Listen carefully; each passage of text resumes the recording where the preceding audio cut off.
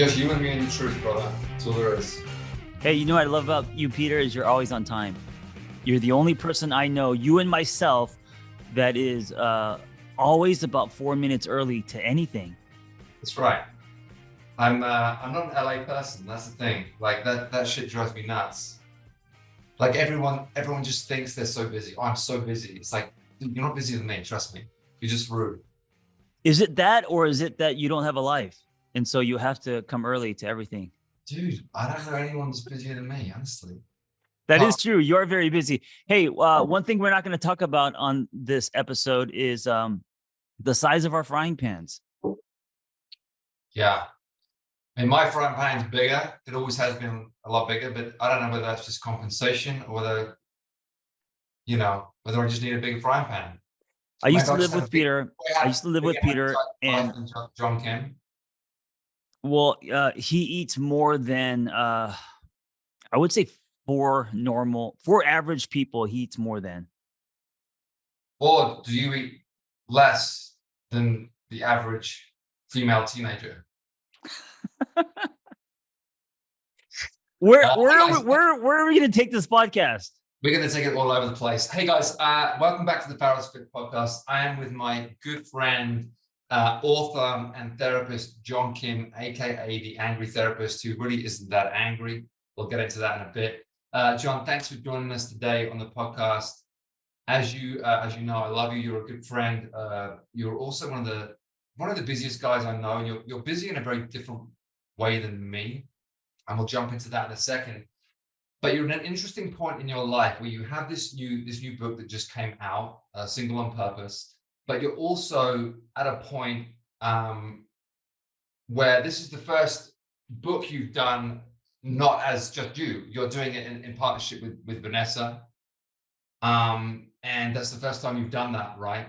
Yes. And it's an interesting transition for you because you've always kind of been this like single dude, the single guy.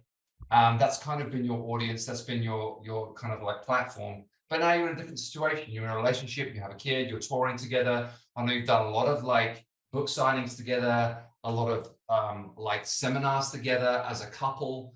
How has that changed? And how are you? We made a baby together. Made a baby together. Was it you? Was it not you? It's debatable, but.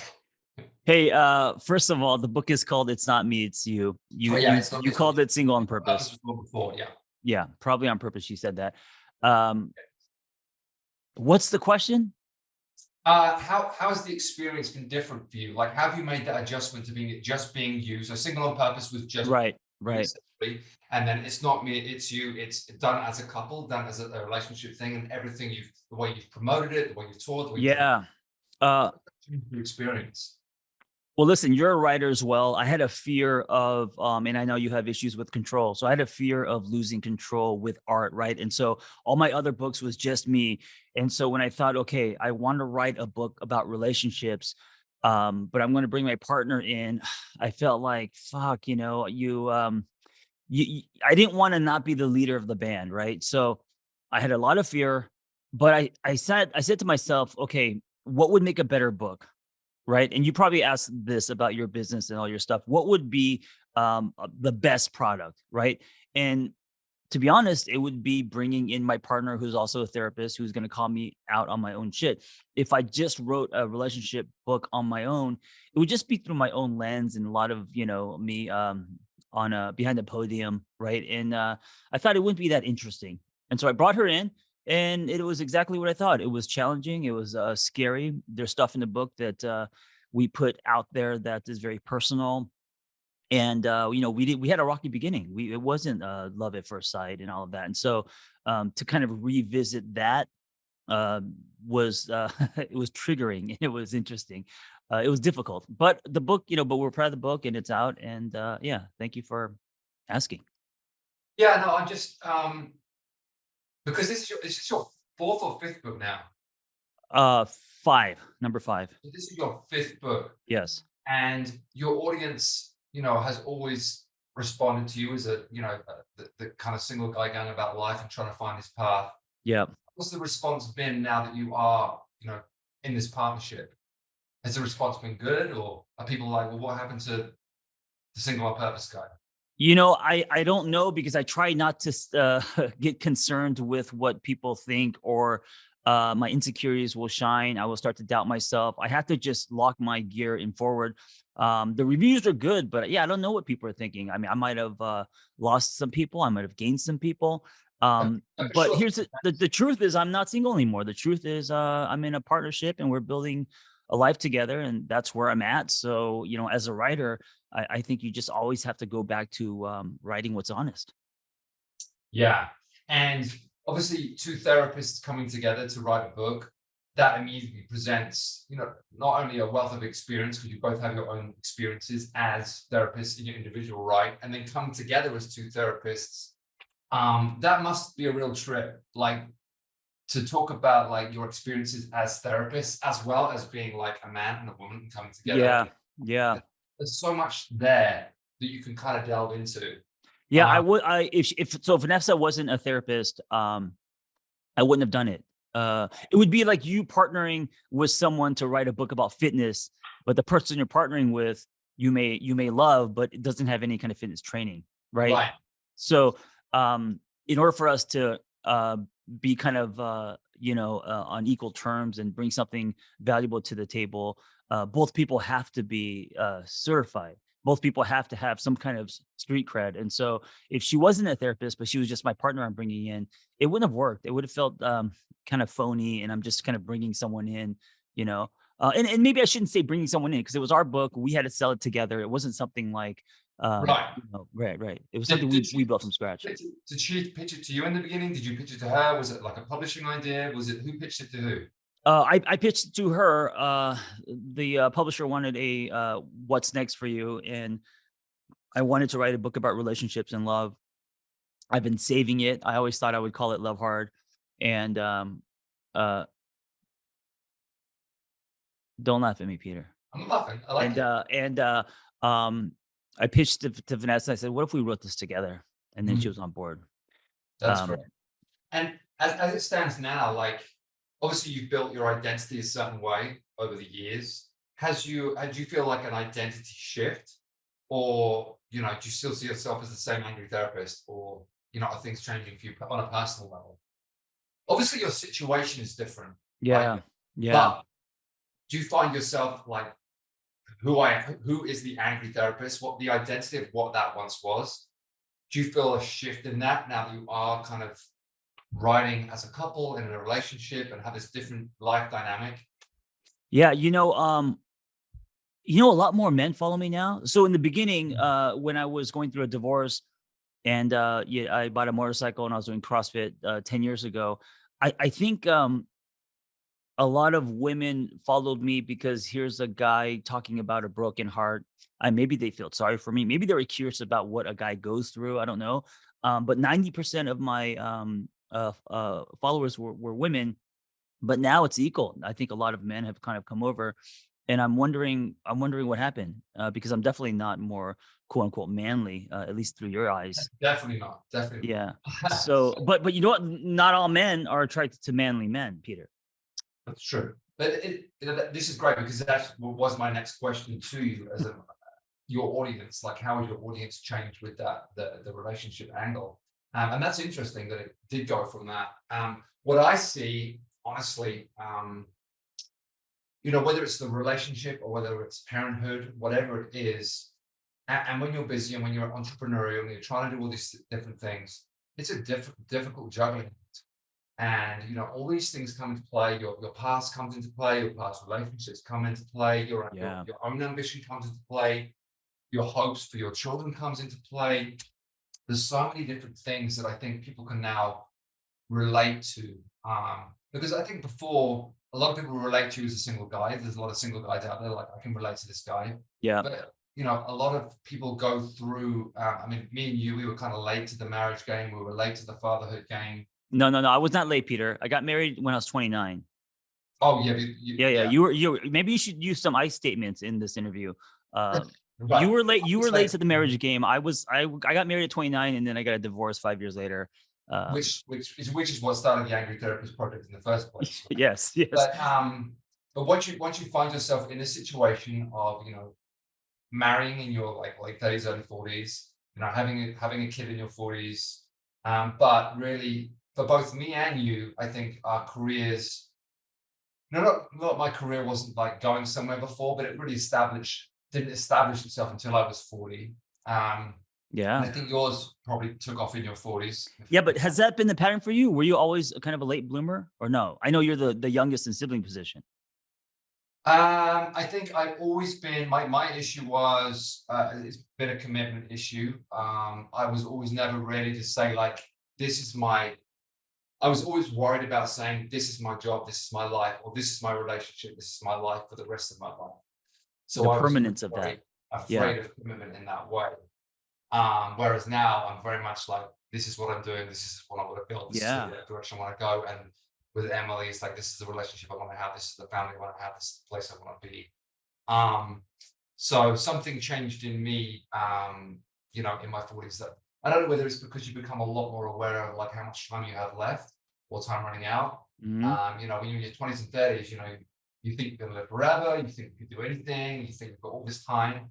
And then suddenly I became very aware of time. Like I've got so many years to do the stuff that I really want to do, to build something meaningful, to like, I was passionate before, like I was passionate about, fitness and about connection and about building things, building communities and stuff. But it wasn't until like Pharos happened that I really like honed in on that and was able to create something that I felt like I would be worthy of my energies, and I could actually produce something tangible.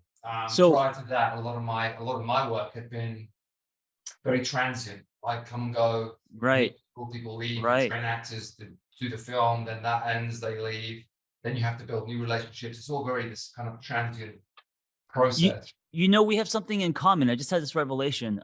So me being alone, divorce recovery, motorcycle, finding CrossFit fitness, all of that. And also you being at that time, you were also alone because you were hopping from movie sets, training people. We both kind of were nomadic. We kind of both lived a nomadic lifestyle. Me in Los Feliz, and you in just traveling on project to Yeah, project, right? And then we both got into a relationship, and also we both started building. And here's what's interesting: you build communities in person, and you also build with your hands, right? I build communities online, and I don't build with my hands. Meaning, I mean, I can't put anything together, to be honest with you, not even like an IKEA couch. I work. I don't know how you would describe it, but whether it's writing books or using tech, using platforms like this, but you were more brick and mortar. I'm more, yeah.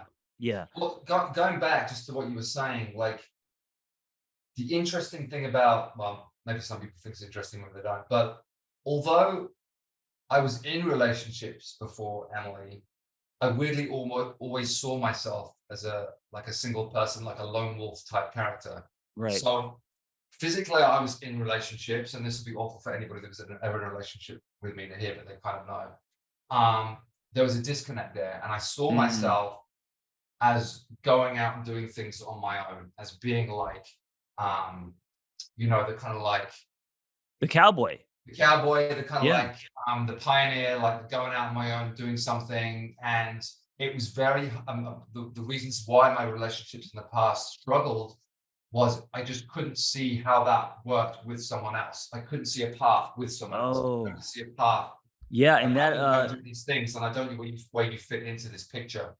And right. So like you were in relationships, but then there's no way you could be present because your right, image there was was the cowboy yes, I out on couldn't his own. Yeah. right. The image in my mind, and my what destiny sounds like a funny word, but what I thought I was destined for didn't involve that person at that time. That was something I always struggled with. So when I talk about commitment, and when I say I struggled with commitment, it's because I had such big dreams and I had Mm. such a vivid like path I wanted to go down, and I just couldn't understand how anybody could fit on that path with me in the relationship I had prior. And some of that was just youth, and some of that was just, I want to experience things, and I don't want to be like stuck in this situation. And some of it was like it was just the wrong relationship at the wrong time in the wrong Right. place. Right. And maybe it wasn't anything to do with the person. I think it probably was, but maybe it wasn't. But when I met Emily and when the Pharos project started, so everything kind of like came into place, and immediately I had this kind of like path and situation that worked and a life that made sense to me. Wait, hold on. Um, There's something really important here. And I think it overlaps both fitness, your podcast, the Pharos podcast, and also my podcast, the Single on Purpose podcast. Hey, if you're listening to this, like the Complex magazine in the 90s, the one cover is Piet, me interviewing Piet. And then if you flip it upside down, then it's Piet interviewing me. So this episode can be flipped both ways. Yeah. Do you know what I'm talking about in the 90s, Peter? I don't know if you were in America or not.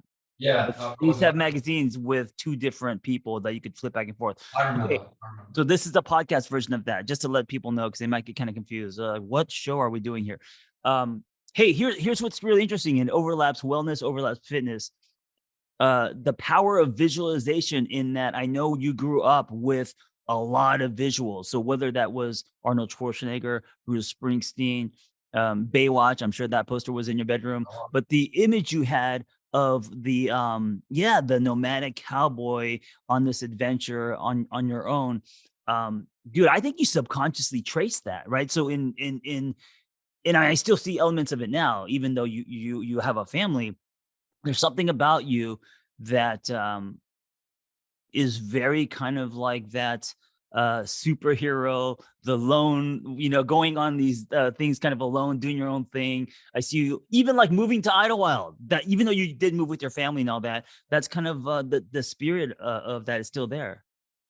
Yeah, it is an interesting thing. And again, I think it took, Emily's a very independent woman, like as Vanessa is. Yeah. And I think it took an independent woman for me to be like I can still do these things. I can still, go off on my own and ride a horse and it not be an issue. Whereas relationships in the past would have been, well, why can't I come? Why can't I do this with you? Why can't I do that with you?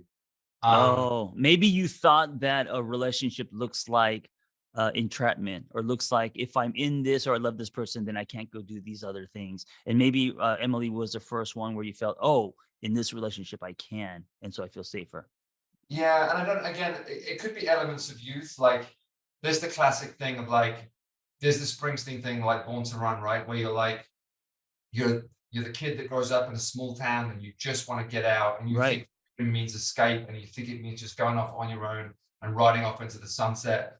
But of course, that ends up with loneliness, right? Freedom and loneliness, they kind of Right. go hand in hand. So at what point are you searching for freedom versus searching for connection? And when you make the connection that works, that's what freedom is, right? Because none of us are born to be alone. None of us Yeah. we're meant to be in relationships, whether that's with a social group, or whether that's with a person. That's Yeah. as human beings how we evolved. So none of us are meant to be completely isolated. So at some point you come to that realization of like, well, this doesn't work either. Like I remember thinking when I was doing the film stuff originally, like I love this life. I love like just going from like gig to gig and being like the guy on the road and like living out of a suitcase. Mm-hmm. But that life, I mean, people will tell people in bands who've been touring for years, they'll tell you the same thing. Like without connection, that actually ends up being pretty meaningless. Yeah. So at some point you have to, and I don't see it as like settling or settling down so much as like just realizing that the connection means more than the escape. And that just because, and I still have those like those that cowboy imagery, that kind of lone wolf thing in my heart. It's like I know full well that I need relationships. I need my son. I need Emily. Sure.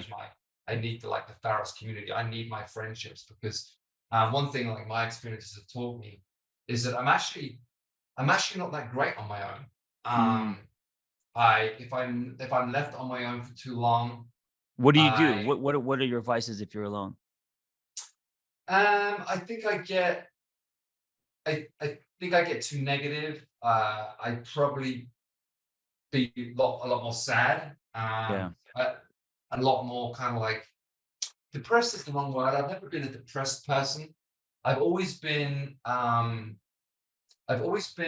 excited about the world, excited about life, Mm. like wanting to do things. My frustrations always came from, how am I going to get from point A to point B? How am I going to make these things happen? And I couldn't do it, then I would be frustrated and sad. Like the worst points in my life have been like I had these visions, this imagery of where I wanted to be. If I lost hope of like I can't see how I can get there anymore, that's when I'd be like, oh fuck, I don't know what to do anymore. And it wasn't because I thought the world was fucked and I hated life and I hated like everything around me. I loved everything, and I was like, how do I live out the life that I want? And if I lost the bridge to that, that's when I would get like down. So if you pair that with like, if I'm alone, if I can't find any hope or can't find a path out of the situation, that's when I'd be like, I'm getting myself in mental trouble here. I need to like find a way out. Yeah, and So I don't feel like, because you're such an upbeat, positive person.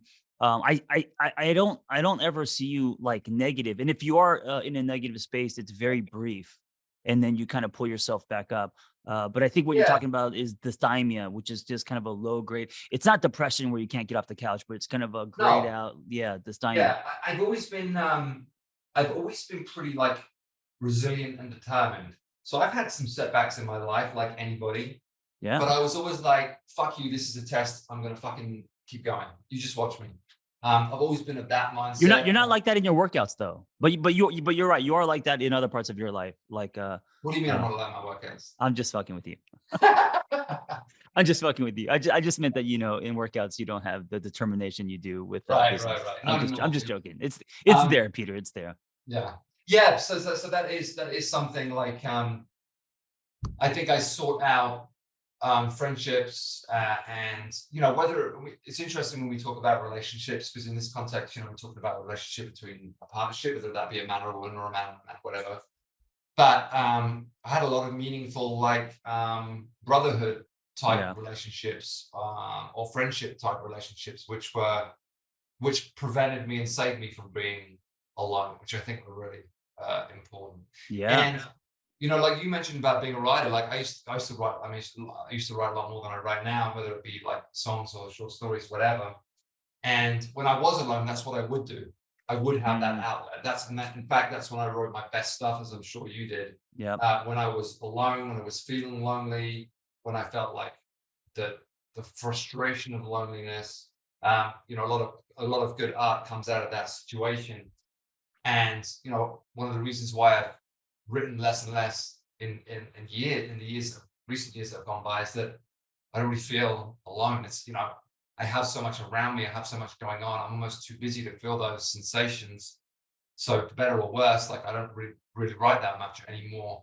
I've just kind of Do- taken myself out of that, you can vulnerable place or whatever, and maybe consciously, maybe subconsciously, but for whatever reason, I've created a life where I'm always busy. I always have people around with me. It's hard to be alone, to be honest. It's hard to find time to be alone. Like we talked about this before, but those moments sometimes in the gym where I find myself alone and I can just do my workout on my own, yeah. precious, like precious. And Right. not because I don't love being around people, but everybody needs a little time away with Hey, themselves. but do you also feel like, because you do work a lot, you're very busy. Um, do you feel like sometimes if you're working too much, you can feel alone? Like, where in your life do you feel loneliness? I don't, that's what I mean. I don't really feel that anymore. Mm, Um, and again, for better or worse, I don't know whether it's a good thing or a bad thing, but we've just been so busy these past few years, and with Wyatt and with a new boy on the way, and with the two businesses now. And I only ever scratch the surface of what I really want to do. I never feel boredom ever. Um, well, I mean, because you're so busy building, don't you feel lonely in doing that? Because one of the things that you and I also have in common is we can be obsessive, right? yeah, We both have big dreams. We're also, I could fall into a tunnel and not come out for weeks, whether it's writing a book or building a community or whatever, producing content. And I could feel lonely in that. And then I I have to think, remind myself, oh, I'm a social animal. yeah, I should go out and have coffee with someone, or I should connect, because I think I it's could lose myself in this work. I think it's different for us. I mean, like I said, writing is a very solitary action, right? You have Well, to yeah, go yeah, away. yeah. That's different. You Yeah. almost have to go away and lock yourself in a room to do it. Whereas I'm in a situation where everything I do is social. Everything I do involves a community. So whether I'm building something, I need to work with other people, Mm. whether like me and Emily are working on the business from home, whatever it is, it always involves another person. Very, very rarely am I, solo doing anything. Yeah, but here I want to point something out. Just because you're around a lot of people doesn't mean that you don't feel loneliness. So now, I'm not saying that you don't have meaningful relationships, but if you're around a lot of people and there's a lot of business, a lot of celebrities are lonely, but they're always around people, right? Movie Yeah, sets and yeah, yeah. stuff.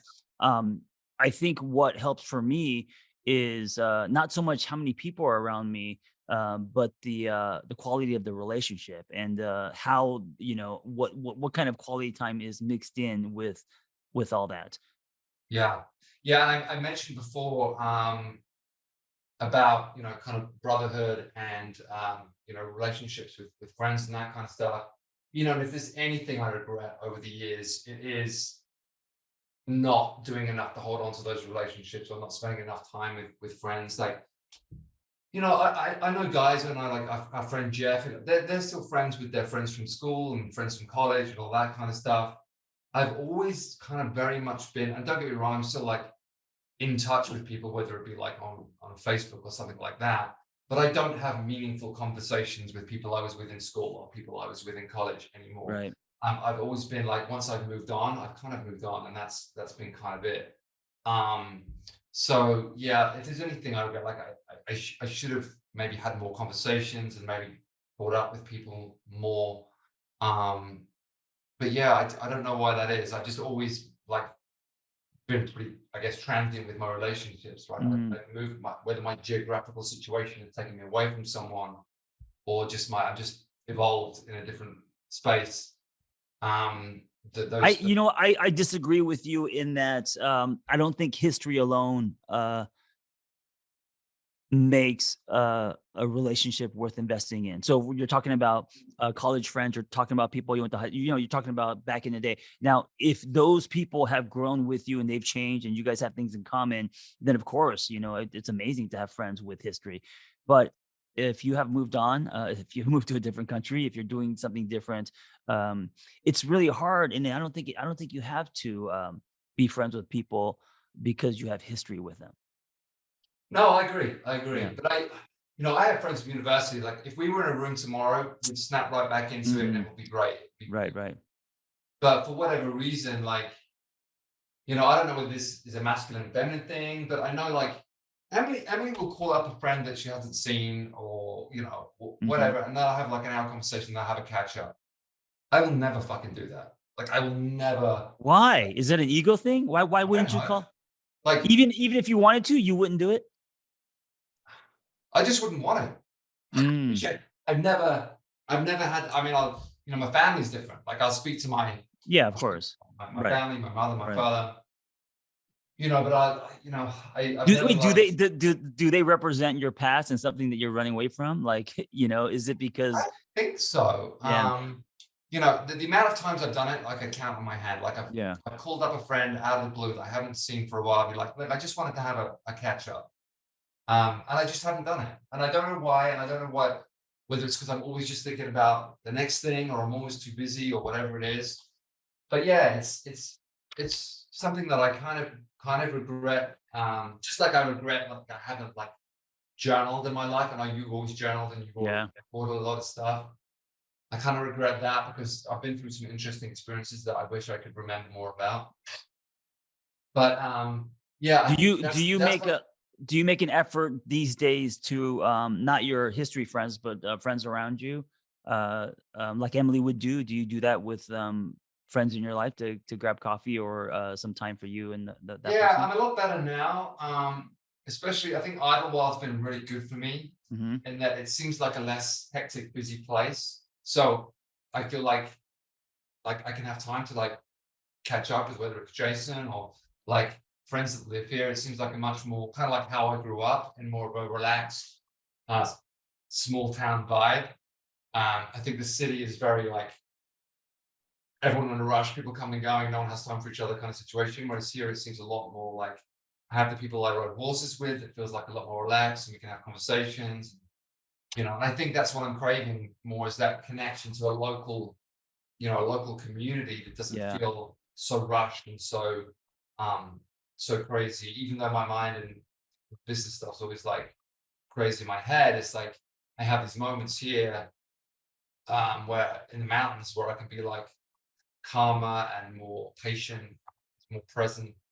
And yeah, it just kind of makes more sense. Like when you've come up, just you know how it feels. It feels like a little different. It doesn't feel quite so in a rush. Yeah, I love it up there. Hey, question for you, because we're both Yeah, turning 50 this year. Do you believe that that the life that you're living now, Peter, do you believe yeah. that the life that you're living now is what you imagine as a boy or even a teenager? Like when you like dreamed, okay, in my 40s, 50s, this is what I see. Here's the island. This is what's gonna make me happy. Is that visual different than what's happening now in real life? It is weirdly it is weirdly moving toward what I always dreamed. And Mm, we talked about this a lot, but I think within the next couple of years, we will have a ranch. I will have horses. yeah. My family will live on the ranch. We'll be connected to nature and we'll grow stuff. And it will be like the Western, the Western life that my childhood self dreamed of. Um, which sounds hokey and crazy, but that's kind of what's happened. Now, when I was young, like in my teenage, did I imagine I would own gyms and be a gym owner? No. Like the actual like day to day, what my life looked like, no. But the big vision board of like, what does my life look like with a family, with children, on a ranch, with horses, with nature, in the great American landscape? That's exactly on a motorcycle. That's exactly what I dream of. So the path to getting here, no, but the grand vision of my life and what that looks like, then yes. Yeah, it's amazing to me because I see it unfolding. I see as you tell me, "Hey, look, I'm checking out this ranch," or even when you moved to Idlewild, I was like, "What is going on with Peter?" But knowing your story, um, dude, you're tracing this imprint that I think that you've had since you were a kid, which is yeah, this like kind of Western America, right? The Yeah. ranch Dude, raising animals, and then also on the other side, business and gyms, and you're obsessed with fitness. So having not one but many gyms, right? yeah, It's all yeah, kind of happening, and of course it took a lot of hard work to get there, but it's really interesting to kind of be on the bleachers for as long as I've known you, and kind of watching this painting emerge. It's fascinating because I think most of it, Peter, is subconscious. I think it's in you. It's always been in you. It's just like you're manifesting and shit now. yeah, yeah. And as you grow, obviously, like I'm making connections now that I want to make. I'm finding passions like the regenerative farming thing, which makes so much sense to me. Um, I'm feeling closer to that. Like I'm finding things that mean something, that are tangible things that I can do and that I can be involved in that makes sense. Um, and yeah, Which I love because it makes you less of a cardboard cutout.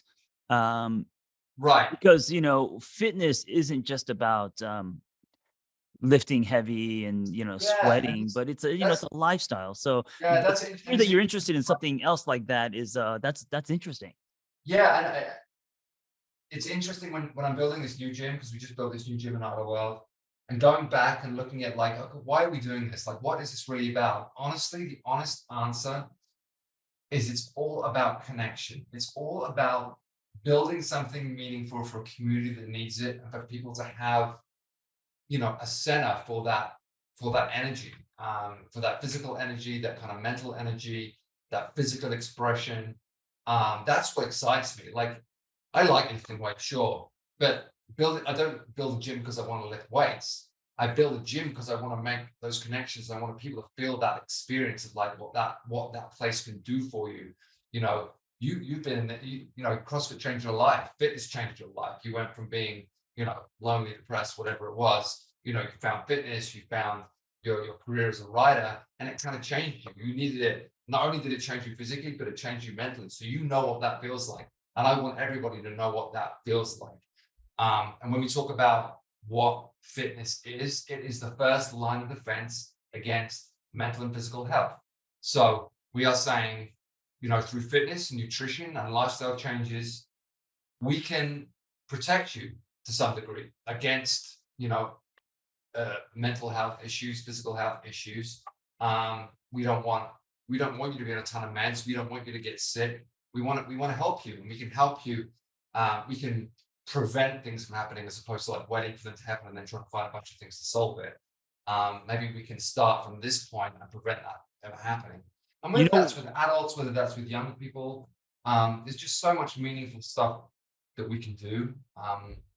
And also, you know what came out of fitness for me wasn't just daily sweat. It was actually what you're talking about is community. right. So I used to work out a lot, just going to the gym by myself and doing chest and arms, that kind of thing, back and buys or whatever. But then when I found CrossFit, it came with barbecues and sweating with other people Yeah. and conversations and all that. And so as adults, we lose the plug and play we had in school, recess and soccer and all these. Yeah, and that's what honestly that's why CrossFit was so great, because you get back into team stuff. Like when you're in school and college, you had teams, like you were on the football team or the basketball team or whatever team it was. You were involved in some kind of social interaction involved teams and competitiveness and banter. It's very easy to lose that as an adult. It's very easy to just slip away and just like lose those connections and not be involved in anything of that nature. And what CrossFit did is it brought that back into the consciousness of like, oh fuck, this is the team experience that I felt as a kid. This is the competitive thing. This is the social interaction I felt when I was involved in something like that. And it brought all that back.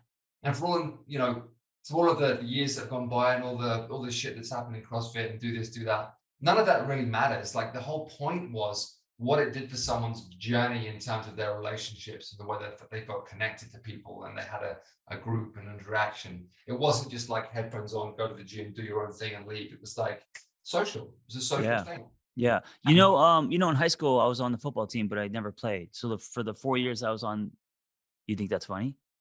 Well, So I, I was a bench warmer, Peter. I was a bench warmer. Okay, so 4 years, and people like our friend Jeff wasn't, right. I think he was kind of a halfback, first string, whatever, all American football guy. So people like the friends that we have, they were on the field playing, and little John Kim, 135 pounds, wet, was on the sidelines, and because of those 4 years, the false belief that I absorbed was I'm not an athlete. And although I was athletic because I used to break dance and I used to skate and all that, I thought I wasn't an athlete. And so when I found CrossFit, one of the things I attracted me to it was it gave me a second chance. And I wonder if my obsession with it, and also even today, as almost 50, kind of getting carried away with being competitive, is me trying to make up for the high school years where I was a bench warmer. I think probably, but it's also just you found a way to physically express yourself.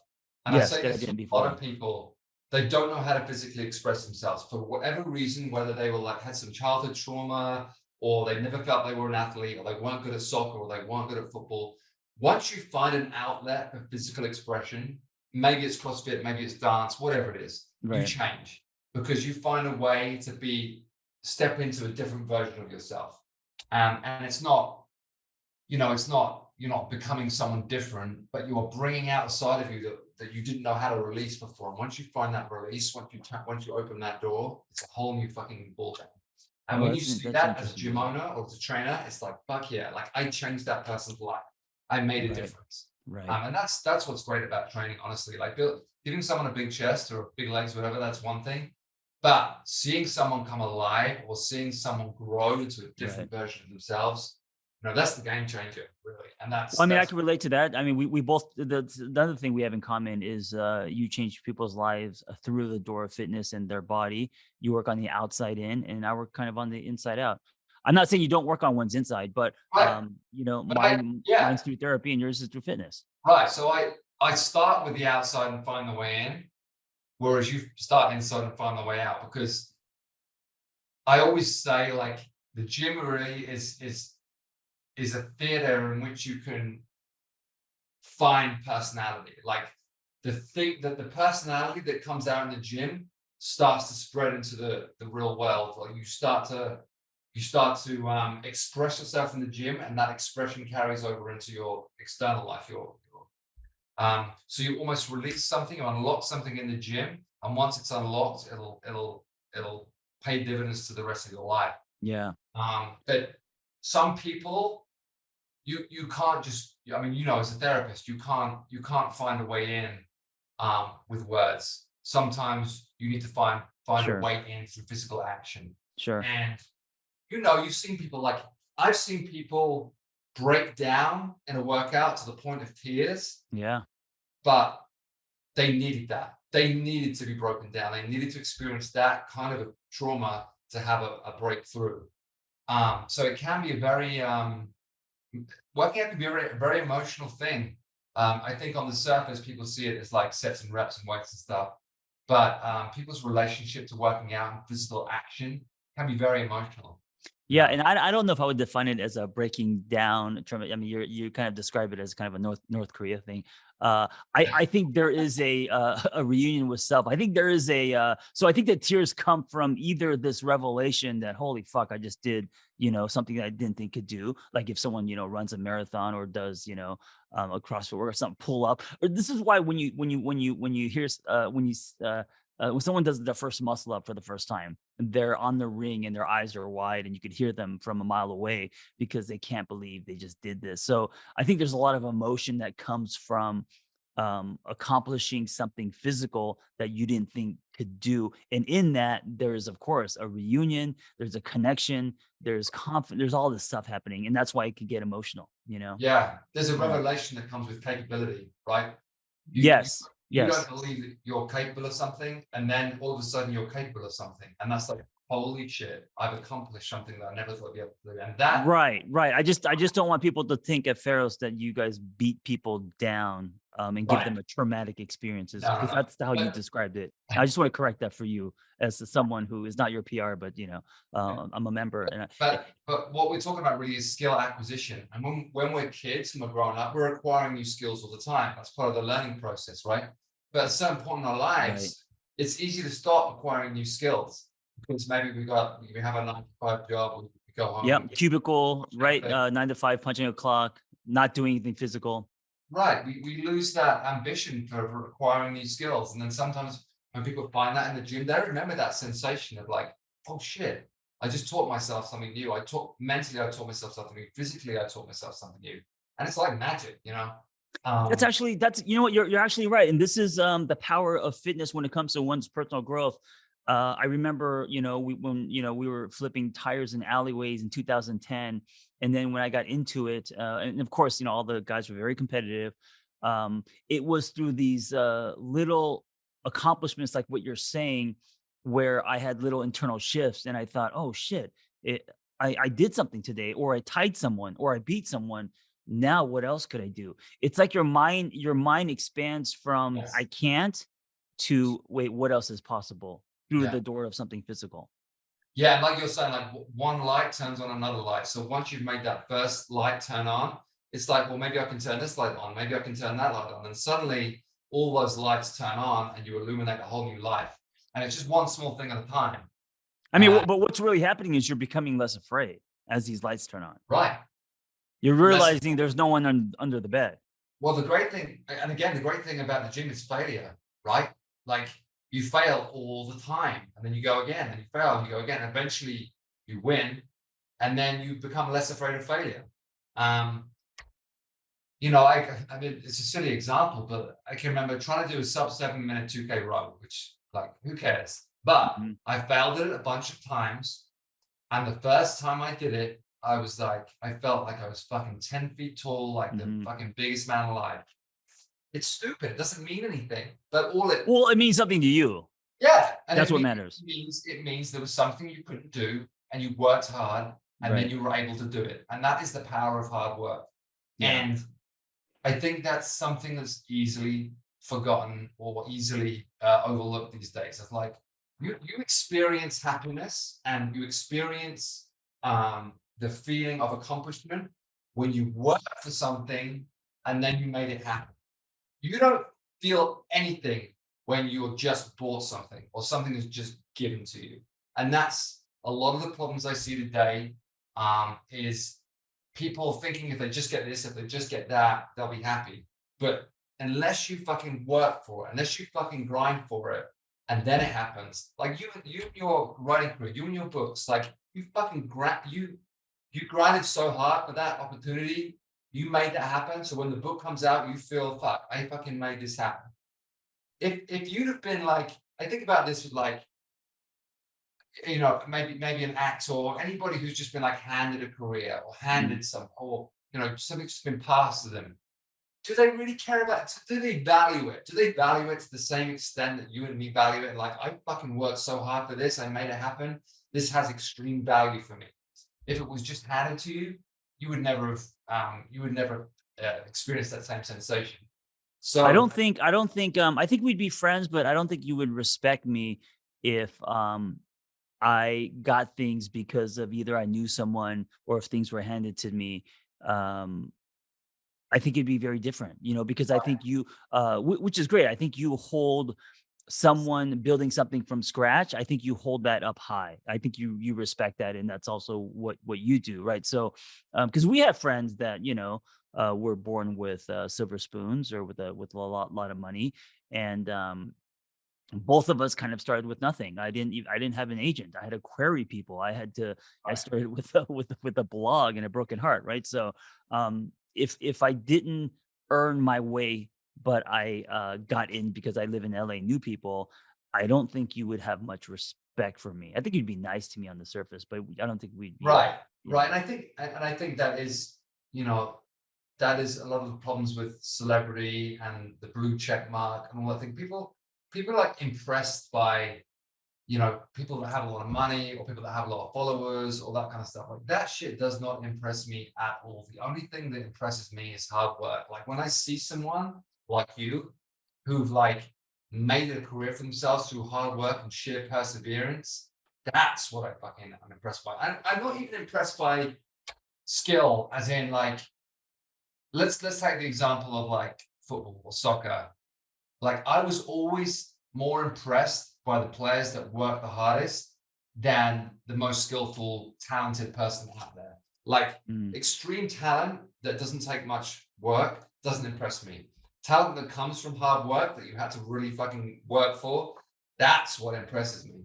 So Can hard work at some point, especially if you have a family, can it also become a hindrance, a way to hide, an addiction? Can it be bad for you? You know, being the hardest worker in the room. 100%, 100%. I think, you know, if hard work means you ignore your family, you ignore spending time with your kids, you ignore your wife, all that stuff, yeah, absolutely. It's a Yeah. balancing act for sure. And when I talk about hard work, I don't just mean hard work as in going to work. I mean hard work as in a meaningful day is hard work. Mm, So stuff like, you know, I get up at 4:30 and I train early because I know in the evening I want to spend time with my kid. Like mhm. that's hard Right. work. That's Right. like organizing your time in your day so that you can live the kind of life that you want to live. Um, if my kid gets home at like 4 p.m. and then at 4:30 say, well, I'm going to go train, and then when I get back, he's in bed. You know, that's not being a good father. That's not living a meaningful life. So Right. it's hard work is making your day meaningful in the sense that I want to tick the boxes of doing something meaningful at work, doing something healthy for myself, spending time with my family, spending time with my son. And then Where did you get your work ethic? I know your parents, they're lovely yeah, people. definitely my Is it from dad. your parents? Yeah, definitely my dad. My dad was always like up at the crack of dawn, after work, come home, would often like work from home as well. Like he was always just a really hardworking guy, but also did like a ton of stuff around the house, always building stuff, always working on the car, always in the garage. Just like your atypical like dad's dad kind of guy. And yeah, I've always admired him. I was always admired everything he did. My grandfather also he's a coal miner, works in the coal mines, just classic kind of like blue collar working guy who you know I see. No, it's interesting lived because a hard I don't, life. you know, I Lived don't a know hard this about life. you, but I see where it comes from now, you know, from the Yeah, family tree. they all like worked hard lives and did like good hard honest workers kind of Right. thing. And none of them had a lot of money, everyone, they weren't like poor, middle class kind of situation where they just had decent jobs. My dad was an engineer. Um, but worked hard for it, worked hard for everything that they had, never got given anything, no silver spoons, just everything they ground for. Um, which that's the great thing. It's almost such a blessing to not have rich parents, because Yeah. you get to witness how hard they work for everything that they have, even if at the end of the day that doesn't mean extreme wealth. It just means you're able to provide for your family. um, that is a gift. Like, you see how a provider provides, you see how hard they work for everything that you have. If you want, presents at Christmas, and if you want to have a big tree, and if you want to, go on a holiday somewhere, that takes hard work. And when you witness that firsthand, as I witnessed it, you understand the value of hard work and the reward at the end of that. Yeah, it's interesting. I have a really a love-hate relationship with hard work. I do respect it. So my parents came here with $500, two kids, and they had nothing. And they started from the ground. My mom was basically working at a 7-Eleven, and she got held up a few times at gunpoint. My dad worked for the telephone company pulling cable. They worked so much that they were never home. So I didn't get a lot of emotional milk. Dad never took me fishing, never took me camping, was never around. So but you know what? They had to do that to live and Right. to build a life for me. So I respect hard work, and I'm definitely I find that I'm someone who can work hard, get obsessive, but I also know, by having a family like that, the uh the edge of hard work, meaning the consequences of how hard work can hold the family hostage, and suddenly Yeah, no one's around. 100%. But I think, and that is the privilege that me and you have now, is that because your mom and dad worked so hard to establish you in America, you can now live a better life with your family, Be because around. you can be around, because you Yeah. saw how hard they worked, and that meant less time with you. And now you don't want to be in that situation. You want to be in a situation where, yeah, I want to work hard, I want to write these books, but I want to spend time with my family. um Peter, I don't leave my I know, house. because I I'm in my did. garage all day. Huh? I don't leave my house. I'm in my garage all day. Right. But you want to spend time with your family. You want to have those the experiences that you never got to have. Yeah. Um, so I think in a way that was a gift, right? Because you know what you don't want. Yeah. So that means you make Yeah. those changes, you adjust. You saw the repercussions of working so hard that you never see your family, and now you're like, well, I'm not going to be that situation. I'm going to be like, yes, I'm going to work hard. Yes, I know what it means to be a hardworking guy and be successful, but I also know what it means to be present, to be a good dad, to be a good father, and Yeah, um, and speaking of that, because we only have a few minutes left, I wanna tighten the vice a little bit. I've been doing some men's work. I've got a whole book about men, and another thing that I see, and Pete, I think it's you and I in our own little spaces. Um, um, we're leaders, right? We're leading communities, and I think so. There's a responsibility. Um, One of the things that I also saw growing up was the man, quote unquote, my dad, who was also an alcoholic, never doing anything around the house. And I think it's changing now. And I think what's going to change is people like us who are quote unquote doing, building our empires and doing everything we're doing, working hard, but also um, changing the blueprint as far as domestically. My dad used to yell across the room for my mom to get him a glass of water, and she would just do it every time. And yeah, that's wild. I never learned how to do laundry, dishes, nothing. My mom did everything. And I think that's old school. I think that's, the 50s, right? And I think with you and I, especially since we're the same age, our generation, and now that we have kids, we're going to be the generation that changes things and redefines what a man looks like. Yeah, I mean, I think growing up, you can talk about like stereotypes and traditions and stuff. Obviously, both my parents were. My dad did help around the house. Probably my mother did more of the housework than my dad. Sure. Like I said, my dad was always doing stuff, whether it was fixing something in the house that needed fixing. Right. Laundry, my mum probably would do, but it's not. There was a balance there. He was Yeah. Yeah. Yeah. actually. It's not like he came home and put his feet up. Like they were Right. both working Right. hard at different Right. things. And one of the things that I find myself, I mean, I do all the cooking in our house. Emily hates cooking, so I do all of that. But then again, she does do the laundry. So Yeah. there is a balance there. Yeah. Like I'll do some things, she'll do some things. And we both work together. Obviously, we have the same business together. We have a family together. There's a lot that we do together, and it takes balance. It takes a lot of coordination. It takes a lot of understanding, a lot of patience. But you're kind of drawing on this a little bit here, John. It's interesting because masculinity has almost become like a toxic word, and people throw that term out, toxic masculinity all the time. But I think we need to find a balance between, because I still consider myself like a masculine guy.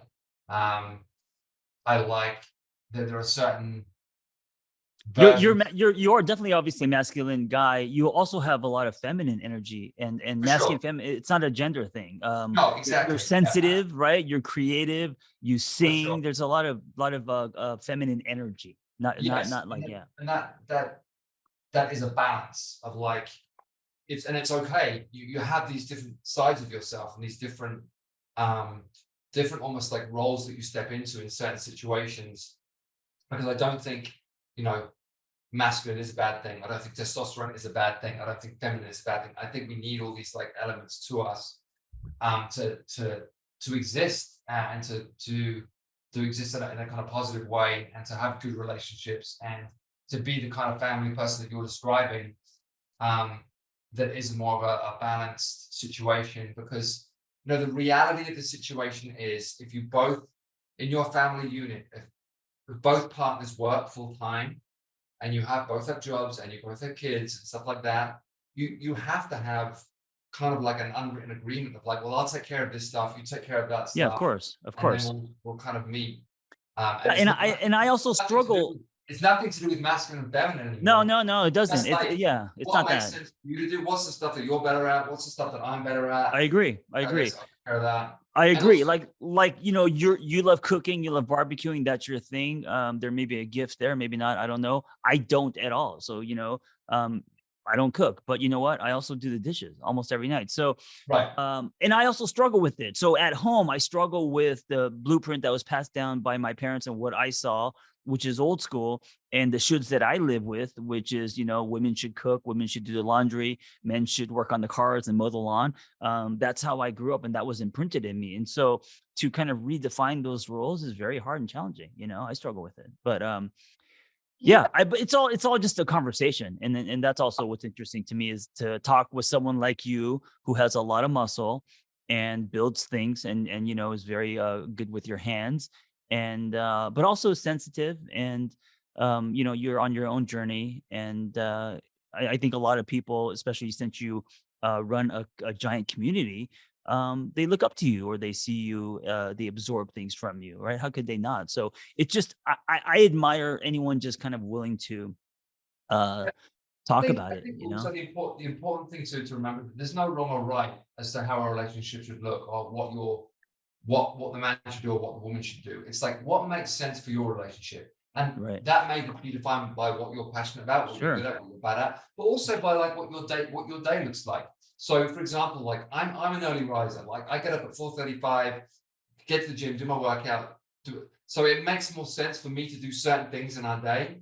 Whereas Emily will get up a little bit later. She's way better at working later in the day than me. Like past 6 p.m., I'm fucking useless. Sure. Work like through the night. And she's amazing, like to all hours, because she has that ability. I don't have that ability. I'm good in the morning. I'm good right through to like 6 p.m. And then I don't know what happens, but when 7 p.m. comes around, my brain just dies and I'm good for nothing. So those situations change what your day looks like. So really, it's just like looking at each other, realizing who you are, realizing what you're good at, what you're bad at, and deciding like, I'll take care of this stuff, you take care of that stuff, and together we'll make a life happen. And that's really, I just think, what relationships are all about. Yeah, I throwing mean, out. bring it back to relationships. Yeah, you're right. It's ultimately, and this is the first time I think I found this with Vanessa. Now that I have technically have a family, is the word partnership, right? So I've been in a lot of relationships, but I don't think I've been in any true partnerships, and that's kind of what we're talking about, right? Is the partnership. So whether you're building a business or what needs to be done at home, or even raising a child, there's a partnership here. So throw out the gender roles, throw out the he should and she should, and kind of it's going to be customized to your own family and what works for you. Yeah, and I think at a certain point you have to deal with reality, right? So you go into relationships with all these romantic ideas, or you might have preconceived romantic ideas about what relationships look like when you're a kid. It's like this prince and princess situation, whatever. But when you grow up a little bit, you realize that there's a reality to the situation, and that reality is a partnership. Like, we have Sure, to make a life work. We have to make sure. this situation work. We have to be able to take care of business. We have to be able to pay our bills. We have to be able to look after our children, and that's just a reality that you have to manage. And not like you should run your relationship like a company, but it is a realization. Like, we both in this shit together. We both have to make this work, and we have to Yeah, work together to make things, make the days tick. And that's why you can't. I mean, you've seen these people, like, they go into a relationship like it is a fairy tale. They have this enormously expensive wedding, and then it all falls apart within a yeah, year, yeah, because they didn't consider, okay, there's actually a reality to existing together. sure. And once they experience that reality of existing together, they can't deal with it, because they realize it isn't a fairy tale; it's a reality. And Yeah. life just isn't a fairy tale, unfortunately. I mean, Um, that's kind of the whole concept of this whole book, that happily ever after is is something we've been fed in that relationship. I believe partnerships are built, not the fantasy that we've been fed. Hey, as we end, can we talk a little bit about why Pharos everyone at Pharos doesn't like me? Why do you think that is, Peter? yeah, it's kind of awkward. Is it because I'm arrogant, or because I have a resting bitch face? Because also Ryan Rockford has a resting bitch face as well, and she admits it. Actually, let's finish on this, because this is one of my favorite things to talk about. Um, there's a difference between the public self and the private self, right? And you and me, we're both better online than we are in real life. And what I Oh mean by man, that you is, you better start using some I statements again, Peter. well, you are notoriously bad in public situations, right? So online, you're great. You're recording videos all the You're time. You're saying people, recording when content. people really get to know me, they're disappointed, is what you're saying. You're Right, saying, oh, right. he It's like, doesn't line up with what he but portrays to be. I get what you're saying. Okay, yeah, I but I it's think um I think I could come off as kind of because I'm not a smiley guy. I think I could come off as a little arrogant. You, on the other hand, are very warm, and when you come into a room, you're smiley. You're very warm. I'm a lot closed off. I'm an introvert, so I think people mistake that as arrogance.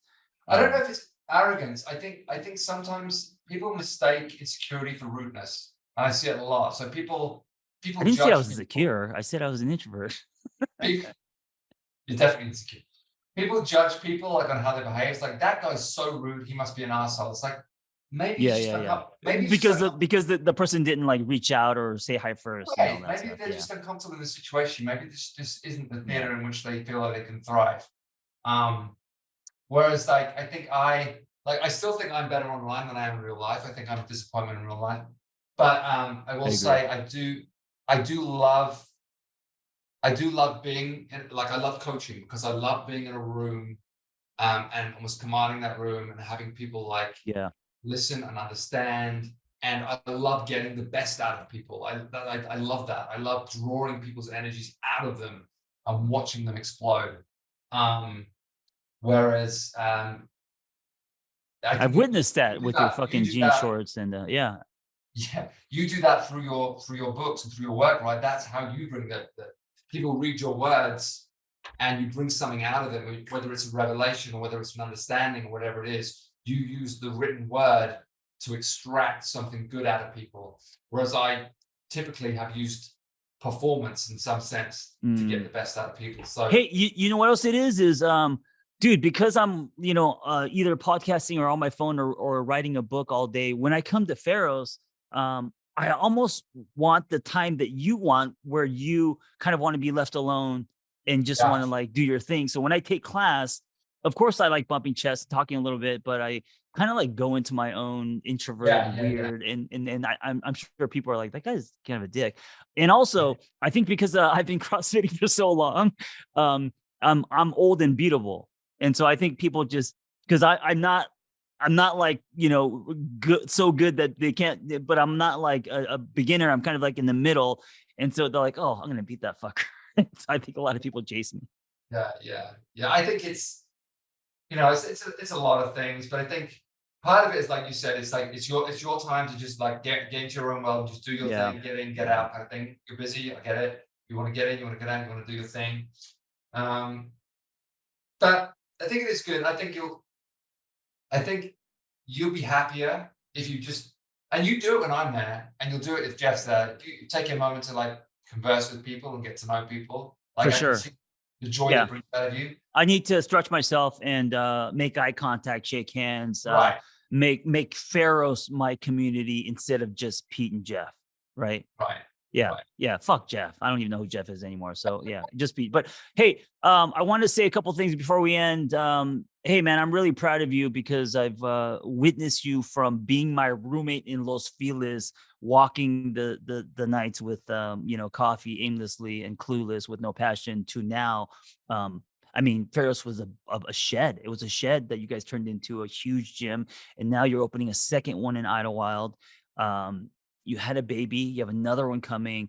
Yeah, man. I just watching you manifest this poster in your head of the ranch and your dream has been really inspiring. So thanks, brother. I mean, you too, man. As you said, like, we've come a long way from like walking the streets of Los Feliz drinking decaf, and to see you like and comparing our frying pans with our frying pans all these years later with all these books and so much.